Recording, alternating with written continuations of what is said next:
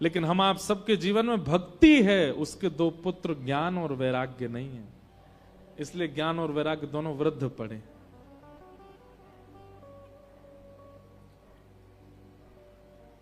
हमारे घर पे कोई आता है तो हम लोग उसके तिलक करते हैं। तिलक करने के बाद अक्षत लगाते हैं, चावल लगाते हैं। क्यों लगाते हैं नहीं पता, बस लगाते हैं क्योंकि कह रखी है बड़े उन्होंने लगाओ।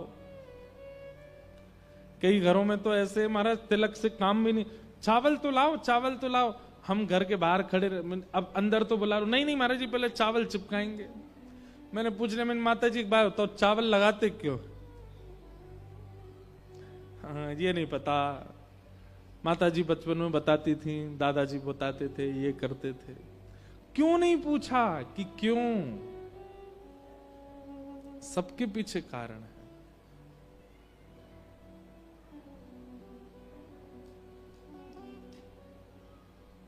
ज्ञान और वैराग्य, ये भक्ति के दो पुत्र हैं। आप भजन करते हैं, भक्ति करते हैं, लेकिन उसके पुत्रों को आश्रय नहीं देते। बिना पुत्र के किसी मां को सम्मान मिले ऐसी मां कोई नहीं है संसार में। हर मां को प्रसन्न करना हो तो उसके पुत्रों को प्रसन्न रखो। हम लोग नाम जप तो करते हैं, मंदिर तो जाते हैं, स्तुतियों का पाठ तो करते हैं, भक्ति तो करते हैं, एकादशी तो करते हैं, लेकिन भक्ति के पुत्र ज्ञान और वैराग्य के लिए हमारे चित्त में स्थान नहीं है। इसलिए भक्ति होते हुए भी हम प्रसन्न नहीं रहते। भक्ति महारानी कहने लगी, हे नारद जी, मेरे पुत्र दोनों वृद्ध हो गए हैं, अब मुझे तो प्रसन्नता है नहीं। विदेशम गम्यते मया, यदि मेरे बालक दोनों स्वस्थ नहीं हुए तो मैं विदेश चली जाऊंगी। नारद जी महाराज बोले, अगर भक्ति ने भारत का त्याग कर दिया तो भारत को कोई नहीं बचा सकता। आज सबसे ज्यादा जनसंख्या पूरे विश्व में, हमारे यहां कुंभ में, संगम में इतने लोग नहा जाते हैं, इतनी तो कई देशों की, बड़े बड़े देशों की जनसंख्या भी नहीं है। भक्ति कैसी अटूट है भारत के लोगों में, पर ज्ञान नहीं है, वैराग्य नहीं है। नारद जी महाराज बोले, अगर भक्ति ने भारत का त्याग कर दिया तो भविष्य में पूरा विश्व सर्वनाश की स्थिति पर आ जाएगा, तब भारत को कोई नहीं बचा पाएगा। भारत को केवल भक्ति बचा सकती है। हमारे पूज्य पिताजी महाराज एक बहुत बड़ी बात कहते हैं कभी कभी कि भारत का भविष्य यदि कोई बदलेगा तो वो व्यासपीठ ही बदलेगी, व्यास मंच ही बदलेगा। भारत के युवाओं को कोई सुधारेगा तो वो व्यास मंच ही सुधारेगा। चाहे कितने बड़े इन्फ्लुएंसर हो जाओ, चाहे कितने बड़े मोटिवेशनल स्पीकर हो जाओ, पर व्यास परंपरा ही आपकी बुद्धि को ठिकाने लगा सकती है। और आज उसका परिणाम देखने को मिल रहा है।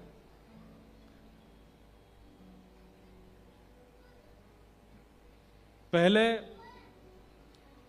वायरल होते थे गाने, पहले वायरल होते थे वो सबसे ज्यादा तो पंजाब के, पंजाब में कुड़ी केंदी एंदी यही सब चलते हैं।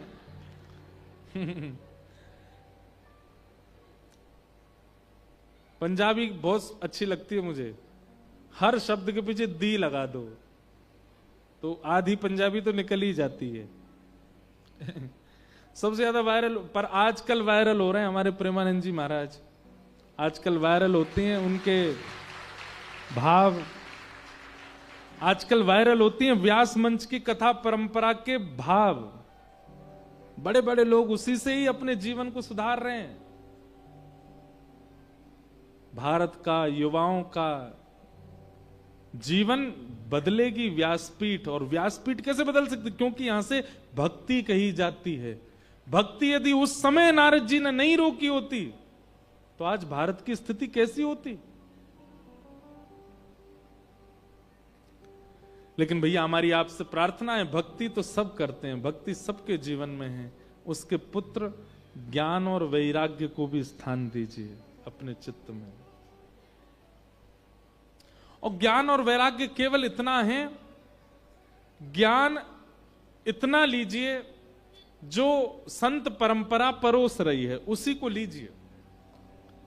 आप स्वयं गीता जी का पाठ करने जाएंगे, आप स्वयं वाल्मीकि रामायण पढ़ने जाएंगे, आप स्वयं वेद उपनिषदों को पढ़ने जाएंगे, शायद आप उतने ज्ञानी नहीं बन पाए, उतने नॉलेजेबल नहीं हो पाओगे, लेकिन वही किसी गुरु के मुख से सुनोगे तो वो कल्याण करेगी।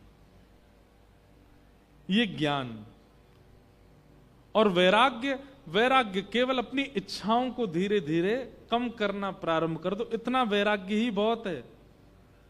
देखना इंद्रियों के ना घोड़े भगे, इनमें हरदम जो संयम के कोड़े पड़े, अपने रथ को सुमार्ग लगाते चलो, कृष्ण गोविंद गोपाल गाते चलो।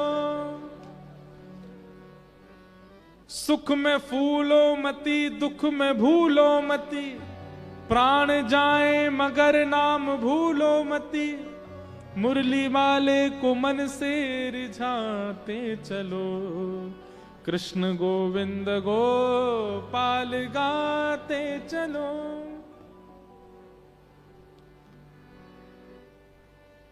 इतना ज्ञान बहुत है और इतना वैराग्य बहुत है आपके जीवन को शुद्ध करने के लिए। ज्ञान कितना कि ऋषियों की वाणी, संत जनों की वाणी नित्य सुना करो, और वैराग्य कितना कि इच्छा मन में प्रकट होती है, प्रयास करो उस इच्छा को पूरी ना किया जाए, इतना वैराग्य करो।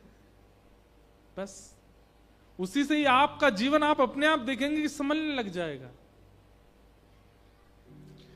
नारद जी महाराज बोले, देवी तुम्हारे पुत्रों को युवा करने के लिए कुछ तो करना पड़ेगा। ऐसा कौन सी योजना है जिससे ज्ञान और वैराग्य दोनों युवा हो जाएं? बोले, जिस योजना में जाकर के हर जीवात्मा के चित्त में ज्ञान वैराग्य की स्थिति हो जाए, उसी से ये दोनों युवा होंगे। तब नारद जी महाराज ने अनेक संतों से पूछा पर कोई नहीं बता पाया। तभी बद्रिक आश्रम में भगवान के प्रथम अवतार सनक सनंदन सनातन सनत कुमार से जाकर के नारद जी ने कहा, ज्ञान और वैराग्य की युवावस्था कैसे आएगी? तब सनत कुमारों ने कहा, सत्कर्म सूचको नूनम ज्ञान यज्ञ स्मृतो बुधै, श्रीमद कथा श्रीमद भागवतालाप, सतु गीत सुकादि भी। भागवत की कथा भैया, सुखदेव जी को जो भागवत उनके पिता व्यास जी ने प्रदान की, और सुखदेव जी ने जो वही भागवत की कथा परीक्षित को सुनाई, उस संवाद को यदि कोई सुन ले तो उसके चित्त में ज्ञान और वैराग्य युवा हो जाएंगे। भागवत की कथा का उद्देश्य क्या है?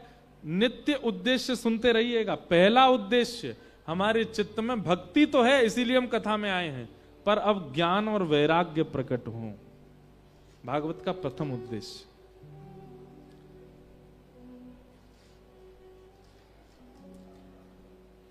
अच्छा, ज्ञानी और वैरागी आप हो गए हो, इसका लक्षण क्या है? इसका पहला लक्षण, आप कम बोलने लगोगे। कथा सुनने के बाद में अपने आसपास के मित्र जो कथा में आ रहे हैं, इनको देखिएगा, ये जितने पहले बोलते थे उतने बाद में भी बोल रहे हैं, तो इन्होंने कथा सुनी नहीं है। थोड़ा मौन रहने की इच्छा होने लगेगी। ये कथा का पहला प्रमाण है।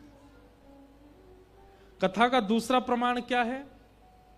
कथा सुनने का, कि आपने कथा सुनी है। दूसरा प्रमाण यह है, जीवन में चाहे जितनी भयावह स्थिति आ जाए, आप भयभीत नहीं होगे। ये कथा सुनने का दूसरा प्रमाण है। कथा सुनने वाले व्यक्ति का तीसरा प्रमाण क्या है? जीवन की भयावह से भयावह स्थिति आ जाएगी और आप असमंजस में नहीं जाओगे। असमंजस मतलब ये करें, ये नहीं करें, क्या करें, क्या नहीं करें, ऐसा सुना था, ऐसा करना चाहिए। कभी किसी से पूछ, कभी इनसे पूछ, कभी उनसे पूछ, कभी कहीं जा, कभी कहीं नारियल बांधो, कभी ये करो। कथा सुनने वाले व्यक्ति के जीवन में कैसी भी स्थिति आ जाए, वो एक बार बस नेत्र बंद करके अपने इष्ट का स्मरण करेगा, ठाकुर जी का स्मरण करेगा। उसके बाद जो निर्णय लेगा उस पर उसको खुद को इतना भरोसा होगा कि ये निर्णय सही ही होगा। कथा सुनने वाले व्यक्ति का निर्णयात्मक बुद्धि, निर्णयात्मक स्वभाव हो जाता है। वो निर्णय जो लेता है वो सही ही लेता है। कई लोग होते हैं वो हमेशा कंफ्यूजन में ही रहते हैं, क्या करें क्या नहीं करें, वहां जाएं नहीं जाएं, ये पहने नहीं पहने, ये खाएं नहीं खाएं, इसमें भी।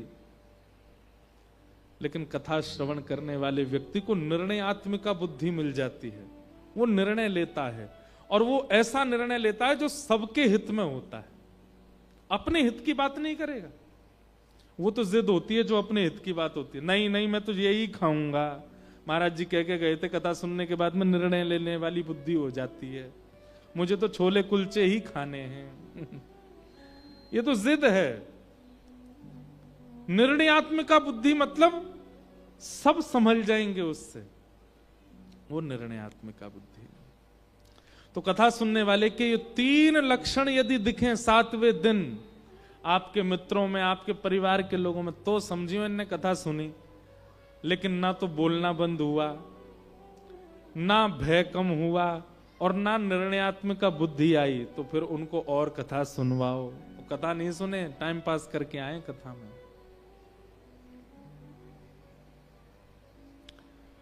श्रीमद् भागवत लापह सतु गीत सुकादिवे।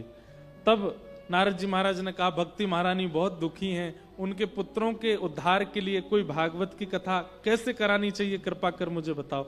भागवत की कथा कैसी होनी चाहिए, सारा यहां वर्णन किया गया। बोले जैसे एक पुत्री का ब्याह पिता खूब आनंद से करता है, उतना ही आनंद उतने ही उत्साह से भागवत की कथा होनी चाहिए। जितने श्रोता हैं सबके बैठने की उचित व्यवस्था, सबको कथा श्रवण के बाद थोड़े स्वल्प आहार की व्यवस्था होनी चाहिए। वर्णम पंच विप्राणाम, 5 ब्राह्मण बैठकर के भागवत जी का पाठ करें। व्यास मंच पर बैठे हुए व्यास जी के प्रति गुरु भाव रखें। कथा के बीच में प्रमाद ना करें। प्रमाद किसे कहते हैं? बहुत सारी चीजें होती हैं प्रमाद। प्रमाद मतलब उठना, आसन बदलना, उवासियां लेना, पलकें झपक के सो जाना आदि आदि। अब तो कुछ सोता तो नहीं है खैर कथा में अब, लेकिन प्रमाद नहीं करना चाहिए।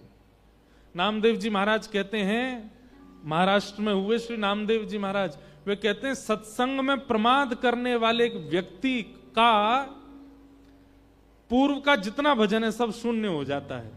इसलिए सत्संग में प्रमाद नहीं करना चाहिए कभी भी। व्यास जी जैसे मंच पे बैठते हैं, कथा की विश्राम आरती तक एक ही आसन में रहते हैं, एक ही अवस्था में रहते हैं और पूरा कंसंट्रेशन कथा में ही रखते हैं। ऐसे ही श्रोताओं को भी होना चाहिए।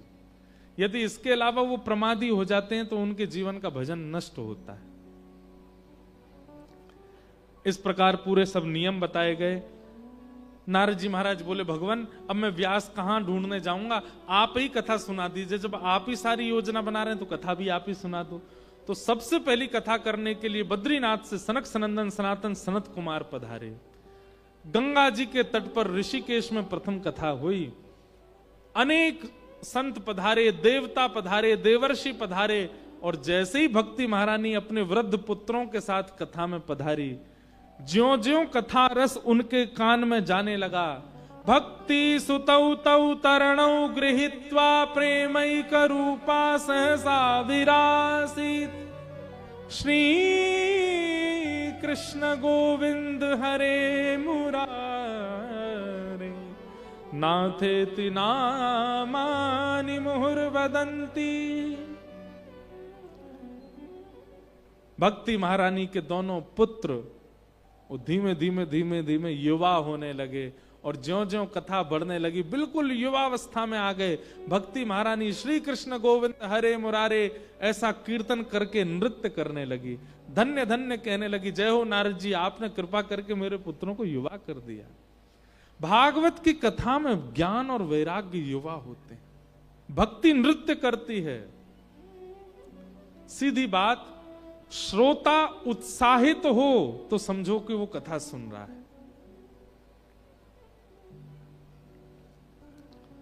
ऐसे भागवत का प्रथम महात्म्य सुनाया गया और इसके बाद फिर दूसरा महात्म्य कहा गया जहां पर आत्मदेव नाम के ब्राह्मण के कोई बालक नहीं था, आत्महत्या करने जा रहे थे, तो संत ने एक फल दे दिया और कहा अपनी पत्नी को खिलाना, 1 साल के नियम बता रहा हूं, ये नियम पत्नी से करवाना, तुम्हारे यहां पुत्र का योग नहीं है पर मेरे भजन के बल से हो जाएगा। लेकिन आत्मदेव जी की पत्नी धुंधुली ने ना तो फल खाया ना नियमों का पालन किया, फल खिला दिया गैया को और स्वयं चली गई मायके। वहां उसकी एक सहेली गर्भवती थी, उसको बहुत धन देके कह दिया 9 महीना बाद अपना पुत्र ही मुझको देना, मैं इसी कोई पुत्र मान लूंगी, मुझे पुत्र धारण नहीं करना। 9 महीने बाद सहेली के पुत्र को लेकर के आई, इसमें कोई दोष नहीं था, लेकिन घर आकर के झूठ बोल दिया। अपने पति से कहा हम गर्भवती हैं ऐसा कह के गई थी, और ला करके दूसरे के पुत्र को अपना पुत्र बता दिया। आत्मदेव जी बड़े प्रसन्न हो गए। बालक का नाम नारायण रखना चाहते थे, पर धुंधुली ने कहा नहीं, मैं धुंधुली, मेरा बेटा धुंधुकारी। इतने में ही दास दासियों ने कहा भगवान आपके ऊपर तो बड़ी कृपा ठाकुर जी की हुई, क्योंकि गौशाला में गैया ने भी एक बालक को जन्म दिया, और वो बालक गायों जैसा नहीं है, मानवों जैसा है। आत्मदेव ब्राह्मण जैसी गए तो गाय के गर्भ से श्री गोकर्ण जी महाराज प्रकट हुए, क्योंकि संत का फल गैया ने खाया था। अब इस कथा का एक आध्यात्मिक रूप है, बहुत ध्यान से सुनिएगा, बहुत सावधानी से। आत्मदेव कौन है? हम सब। धुंधुली कौन है? हमारा मन। और संत का प्रसाद क्या है? भगवद वाणी। हम लोग कथा में बैठते हैं और जब भगवद वाणी सुनते हैं तो संत मानो कथा वक्ता मानो आपको प्रसाद दे रहे हैं, और प्रसाद देके कहते हैं अपनी मन रूपी पत्नी को खिलाओ इसको। लेकिन हम मन को नहीं खिलाते। कथा सुनते कानों से हैं, बैठते कथा में हैं, पर मन हमारा उस कथा को स्वीकार नहीं करता। और करता भी है तो कितनी देर करता? जितनी देर कथा चलती उतनी देर स्वीकार करता है। कथा पूरी होते ही, बाहर निकलते ही हम अपने पुराने रूप में आ जाते हैं।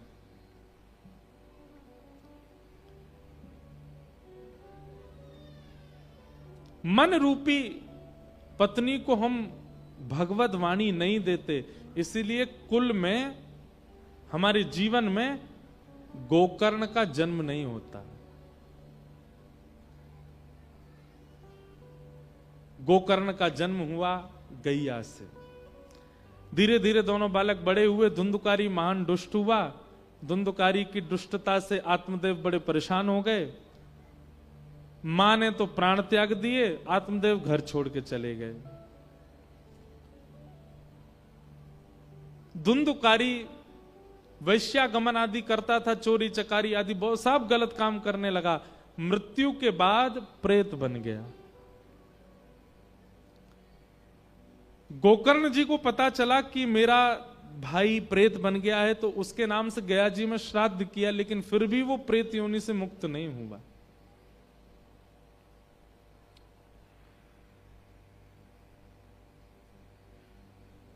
गोकर्ण जी महाराज ने सूर्य नारायण भगवान से प्रार्थना की और कहा, हे सूर्य नारायण भगवान, ऐसे भयंकर प्रेत को प्रेत योनि से मुक्त करवाना हो तो उसके लिए क्या करना चाहिए, जिसके लिए गया श्राद्ध से भी मुक्ति नहीं हो रही हो।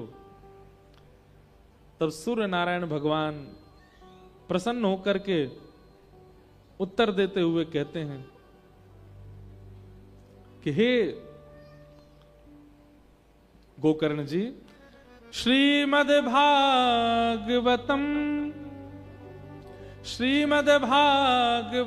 वार्ता सप्ताहम वाचनम कुरु। आप श्रीमद् भागवत की सप्ताह कथा कराओ। जिसके निमित्त आपको यह भाव है कि वो प्रेत है, उसके निमित्त भागवत कथा कराओ।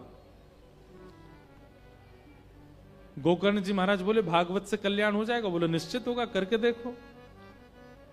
गोकर्ण जी महाराज ने जैसे भागवत की कथा की, 7 दिन पूर्ण होते ही दिव्य शंख चक्र गदा पद्म चतुर्भुज रूप धारण करते हुए कुछ गण आकाश से आए और धुंधुकारी दिव्य रूप धारण करके एक विमान में बैठ करके बार बार धन्यवाद कहता हुआ वहां से प्रस्थान करने लगा, मुक्त हो गया।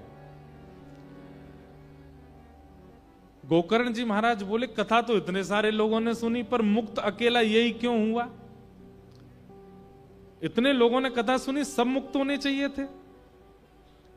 तब विष्णु दूतों ने कहा श्रवणस्य विभेदेन, यहां जितने लोग बैठे ये केवल कथा सुन रहे हैं, जीवन में उतार नहीं रहे। अगर उतारी होती तो इन सब के लिए भी विमान आता। इसका मतलब ये नहीं है कि कथा उतारोगे तो 7वें दिन विमान आएगा सुनाम आपको लेने के लिए। पर हां, कथा जीवन में यदि उतारी जाए, अगर देखो ऐसी बात होती तो हम तो पता नहीं कितनी कथा कर चुके, हमारे तो कितने विमान आ गए होते। विमान आने का मतलब क्या है?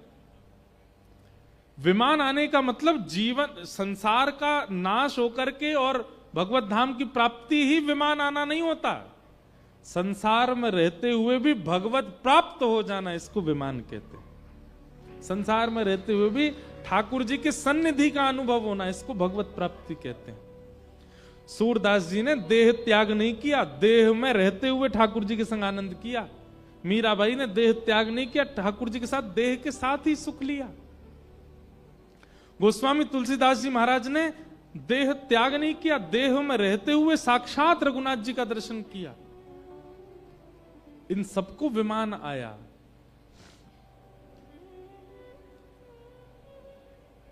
और यह भागवत की कृपा से होता है। इस प्रकार भागवत जी का महात्म्य सुनाया गया और महात्म्य सुना करके धुंधुकारी को मुक्त किया गया। बोलो भागवत महापुराण की जय। आज प्रथम दिवस में भागवत जी का महात्म्य कहा जाता है। आज के महात्म्य में 2 बातें विशेष थी। पहली बात कि ज्ञान और वैराग्य का वर्धन कथा से होता है, और दूसरी बात, यदि किसी का चिंतन करके आप कथा में बैठ जाएं और वो व्यक्ति अगर ऐसा मन में भाव है कि कहीं वो प्रेत योनि में तो नहीं, तो भागवत जी की कृपा से वो मुक्त हो जाता है। अब इसमें समझने वाली बात यह है कि जो जीवित नहीं है उसका कल्याण भागवत कर सकती है, तो हम तो जीवित बैठे हैं यहां पर, हमारा कल्याण नहीं करेंगे। जो जीवित नहीं है भागवत जी उनको वैकुंठ की प्राप्ति कराती हैं, और जो जीवित अवस्था में कथा श्रवण कर रहे हैं उनको जीते जी ठाकुर जी की प्राप्ति भागवत जी कराती हैं। बस आप सबसे प्रार्थना, आज तो महात्म था, कल से प्रथम स्कंद की कथा होगी और 12 स्कंद हैं भागवत में। एक एक दिन प्रत्येक भावों को बहुत ध्यान से सुनिएगा, और केवल सुनना नहीं है, जीवन में उतारने का प्रयास करना है। धीरे धीरे वो आपके जीवन में इंप्लीमेंट होना चाहिए। हमारा कथा कहीं भी कहने का उद्देश्य केवल यही है कि जितने श्रोता कथा में आते हैं सबको अपने जीवन में भगवत अनुभव जरूर हो, अपने जीवन में ठाकुर जी का अनुभव जरूर हो। इसी भावना को लेकर के हम कथा सुनाते हैं। वही कथा की धारा अब सुनाम आई है। आप सब लोग कल से थोड़ा और समय का ध्यान रखेंगे। 7 बजे ही कथा का प्रारंभ हो, आप सब लोग समय से आए ताकि कथा समय से पूरी हो। आइए कथा के विश्राम में हमारे वृंदावन को प्रणाम करें। हमारे वृंदावन के 7 ठाकुर हैं, 7 को प्रणाम करो।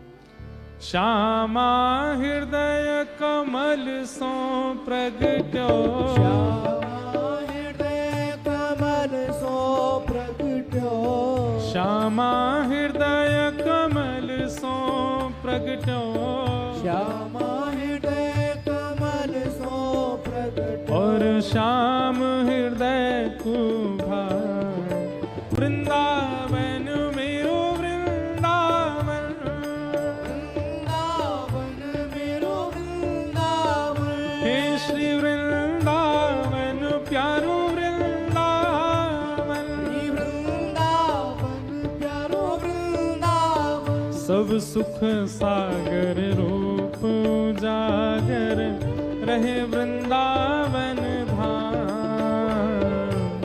सब सुख सागर रूप उजागर रहे वृंदावन धाम। हे रूप गोस्वामी प्रगट कियो जहां,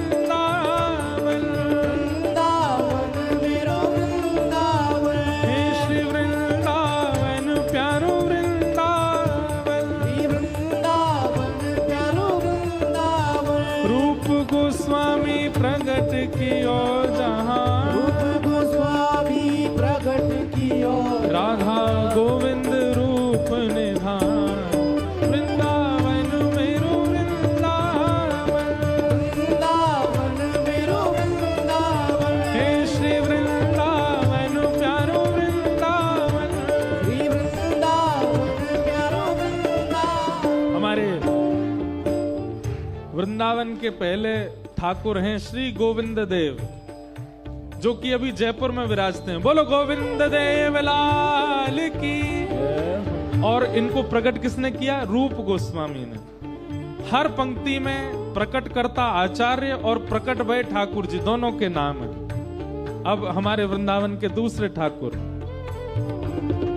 विहरत निस दिन कुंज गलिन में ब्रज जन मन सुख धाम विहरत निश दिन कुंज गलिन में ब्रज जन मन सुख धाम। हाँ प्यारो ब्रज जन मन सुख धाम प्यारो ब्रज जन मन सुख धाम। हे मदन मोहन को रूप निरख के मदन मोहन को रूप निरख के श्री मदन मोहन को रूप निरख श्री के मदन मोहन को रूप निरख हाँ सनातन बल बल जाए वृंदावन मेरो वृंदावन वृंदावन मेरो वृंदावन हे श्री वृंदावन प्यारो वृंदावन वृंदावन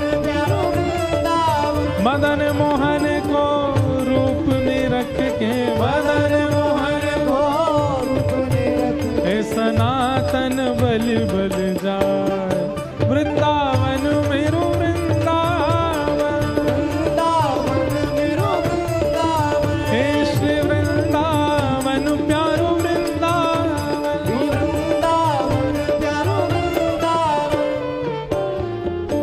दूसरे ठाकुर श्री मदन मोहन लाल, और इनको प्रकट किया मदन मोहन को रूप निरख सनातन बलि बलि जाए श्री सनातन गोस्वामी जी ने। तीसरे ठाकुर हैं श्री गोपीनाथ। गोपी ग्वाल सब ही और धारे प्यारो गोपीनाथ। गोपी बाल सब ये और धारे प्यारो करताल बजा के गाओ।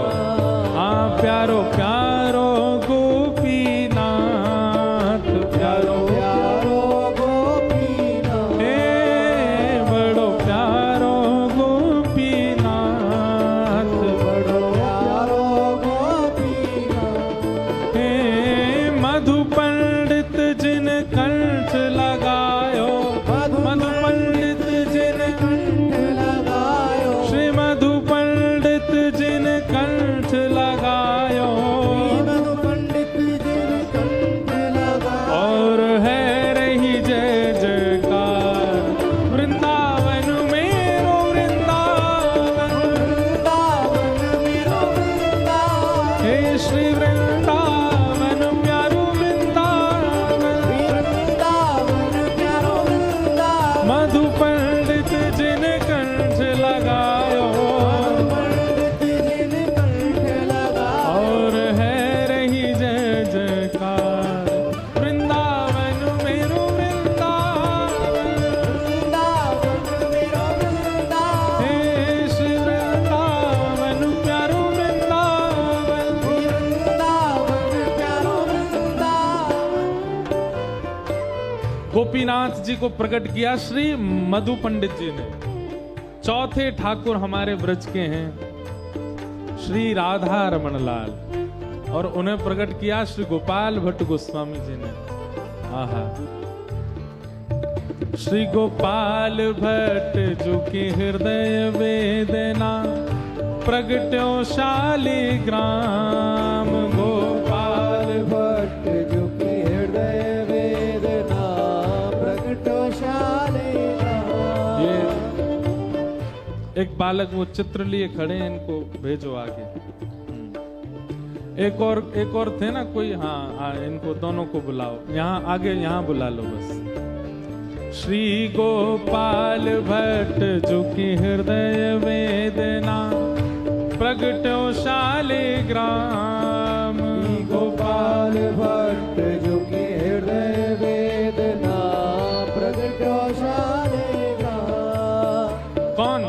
रूप सुधा को खान हमारो, रूप सुधा को खान हमारो, वृंदावन में सब ते न्यारो, वृंदावन में सब ते न्यारो। हे रूप सुधा को खान हमारो, रूप सुधा को खान हमारो। ओ प्यारो राधा रमण जुलाल, वृंदावन मेरो वृंदावन, वृंदावन मेरो वृंदावन। हे श्री वृंदावन प्यारो वृंदावन।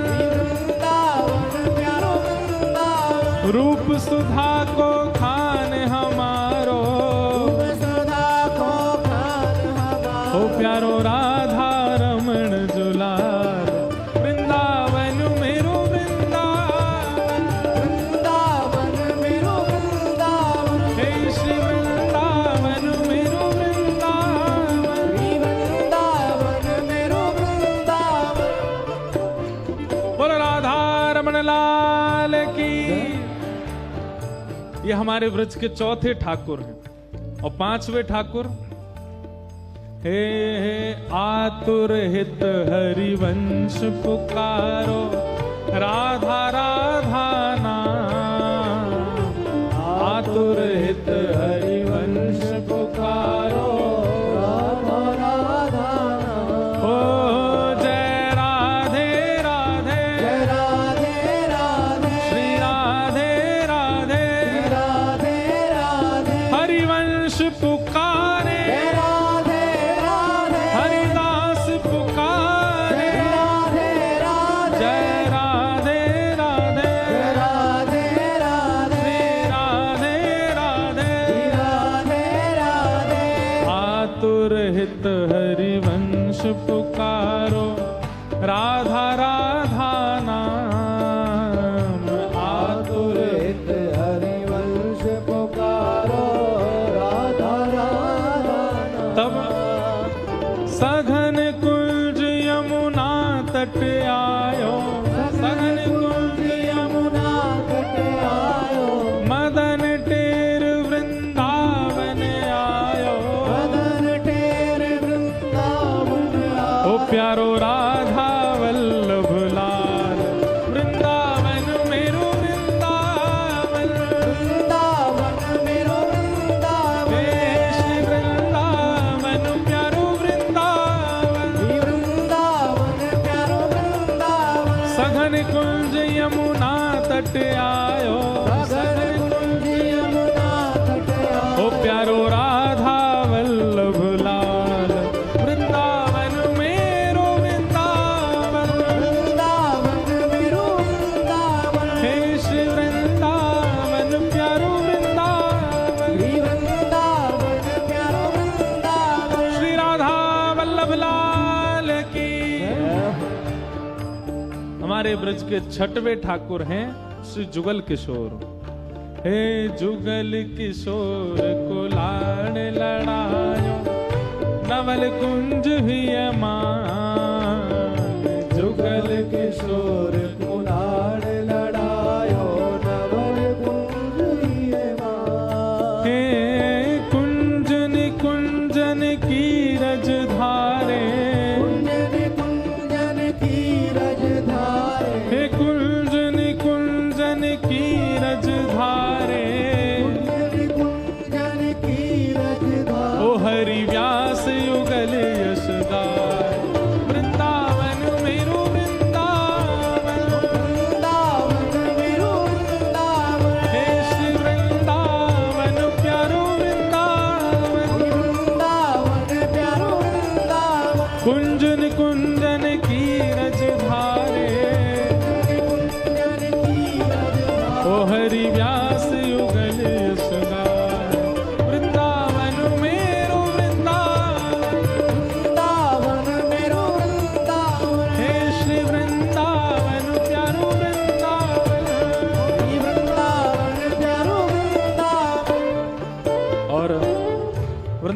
के 7वें ठाकुर वो तो यहीं विराज रहे हैं। बोलो वृंदावन बिहारी लाल की। भुवन चतुर्दश की सुंदरता निधिवन करत बिहार। भुवन चतुर्दश की सुंदरता निधिवन करत बिहार। भुवन चतुर्दश की सुंदरता निधिवन करत बिहार। भुवन चतुर्दश की सुंदरता निधिवन करत। भुजा उठा के कहो श्यामा प्यारी कुंज बिहारी। श्यामा प्यारी कुंज बिहारी। श्यामा प्यारी बांके बिहारी। श्यामा प्यारी बांके बिहारी। और जय जय श्री हरिदास वृंदावन मेरो वृंदावन। वृंदावन मेरो वृंदावन। हे श्री वृंदावन प्यारो वृंदावन। वृंदावन प्यारो वृंदावन। श्यामा प्यारी कुंज बिहारी। श्यामा प्यारी कुंज बिहारी। और जय जय श्री हरिदास वृंदावन मेरो वृंदावन। वृंदावन मेरो वृंदावन। हे श्री वृंदावन प्यारो वृंदावन। वृंदावन प्यारो वृंदावन। बोलो वृंदावन बिहारी लाल की। तो ये हमारे वृंदावन के सप्तनिधि हैं, गोविंद देव, मदन मोहन, गोपीनाथ, राधा रमण, राधा वल्लभ, जुगल किशोर और बांके बिहारी। और इस पद में सातों को प्रणाम जिनके माध्यम से हम कर रहे हैं वो अभी सुनाम आए हैं, आज ही आए हैं, प्यारे गिरधर लाल। बोलो गिरधर लाल प्यारे की। गिरधर लाल के दर्शन 26 और 27 तारीख को होंगे। हाँ, तो आप में से जो भी दर्शन के इच्छुक हैं वो लोग 26 और 27 तारीख को ही दर्शन कीजिएगा। आज तो हम सुबह अमृतसर से आए हैं अभी शाम को, और कथा करके आज ही जलंधर निकलेंगे रात को। सुबह वहाँ एक यूनिवर्सिटी में कार्यक्रम है, वो करके फिर आएंगे, फिर कथा सुनाएंगे। तो इसलिए कल तो मिलना असंभव है, इसलिए 26 और 27 2 दिन 11 से 12।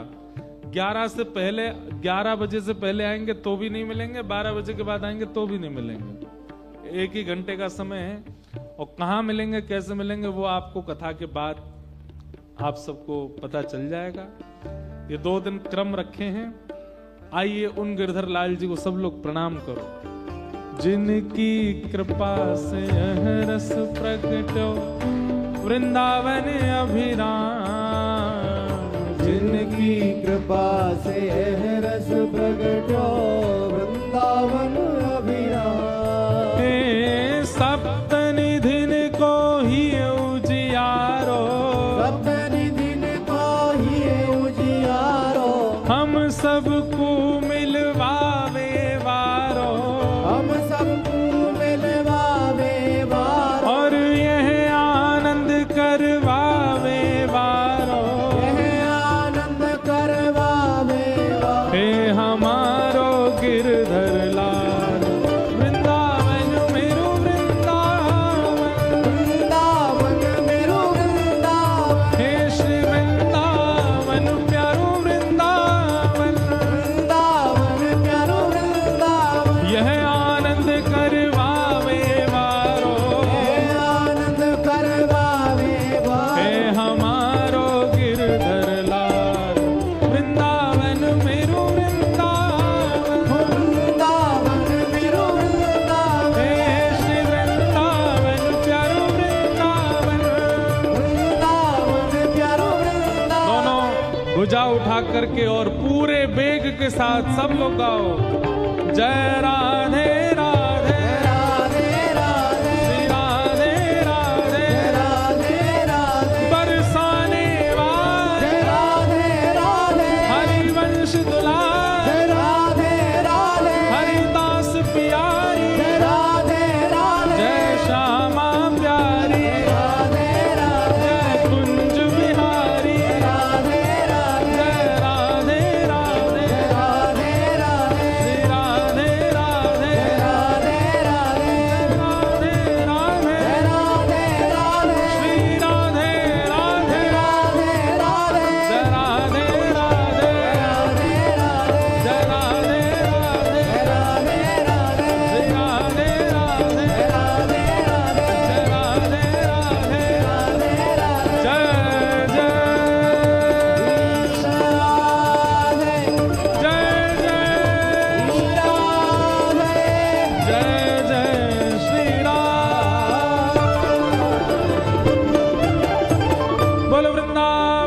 बिहारी लाल की, श्री राधा रमन लाल की, श्री राधा वल्लभ लाल की, पूछरी के लौठा की, हुप हुप प्यारे।